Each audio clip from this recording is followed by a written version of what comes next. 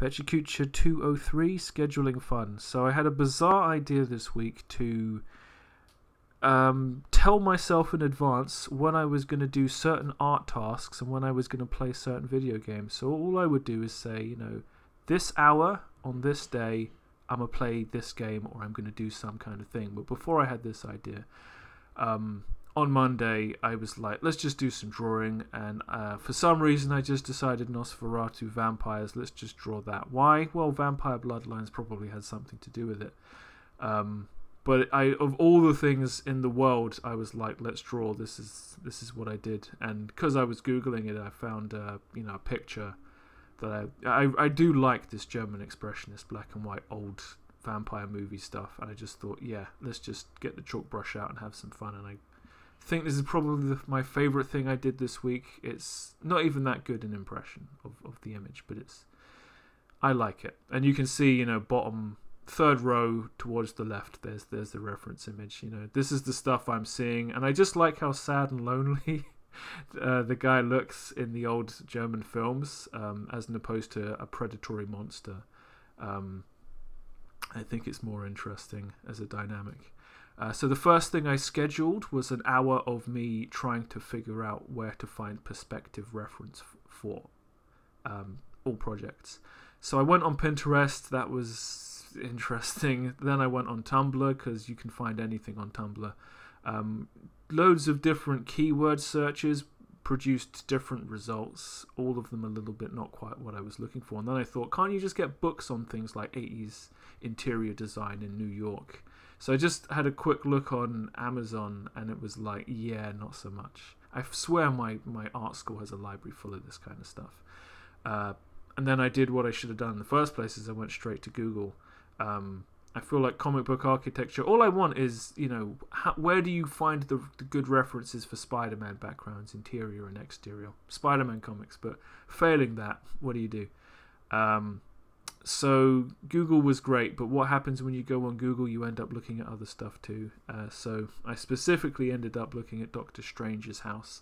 What kind of visual representations can I find of this? Now that he's had a movie, quite a lot, as it turns out. I had a small comic I was going to do that involved Peter Parker talking to Doctor Strange at his house. This might help me finish that, but I won't make promises I won't keep. So the second thing I scheduled was take the information I had acquired and then go into Manga Studio and then do something with it.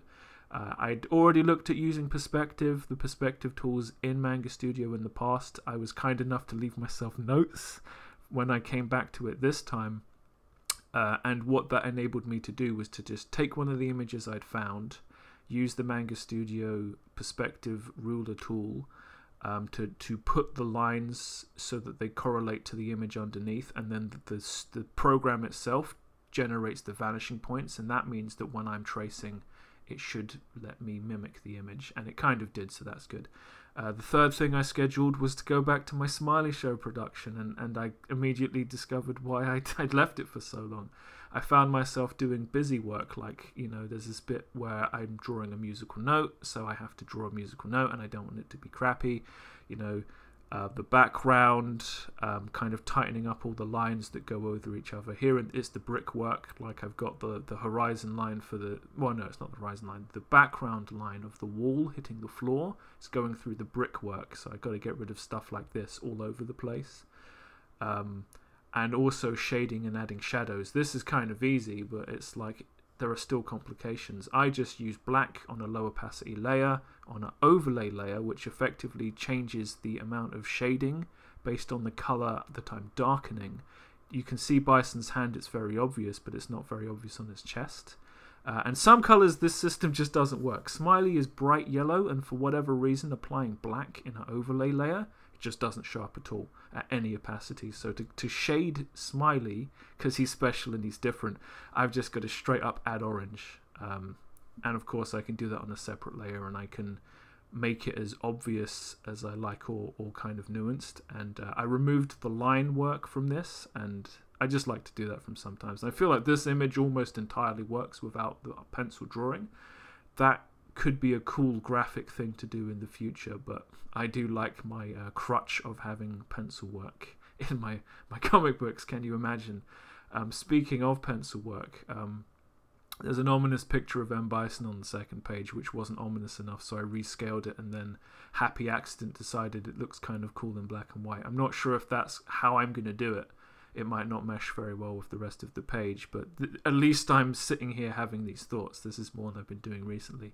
So fourth thing I scheduled was mess around with brushes in Manga Studio.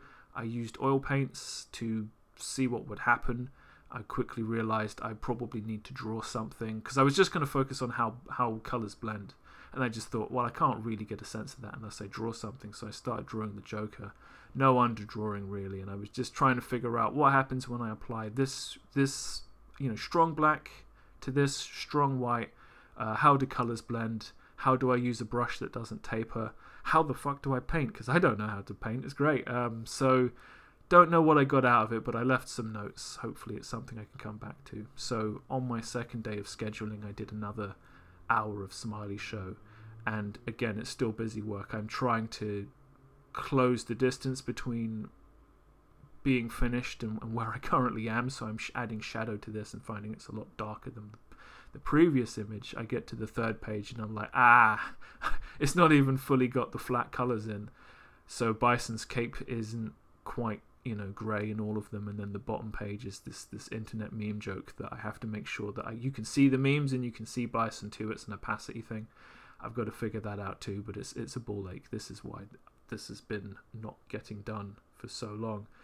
This is the final slide, and no sad clown of the week, but my intention for tomorrow is to spend a full working day doing nothing but the Smiley Show, both to try and get out of this funk with all this busy work and try and get back to making the bloody jokes, the bit I actually enjoy, and also to see if I can weather the storm of sitting in a chair and doing one thing the whole bloody day, because I'm pretty sure my day job isn't going to be my day job much longer.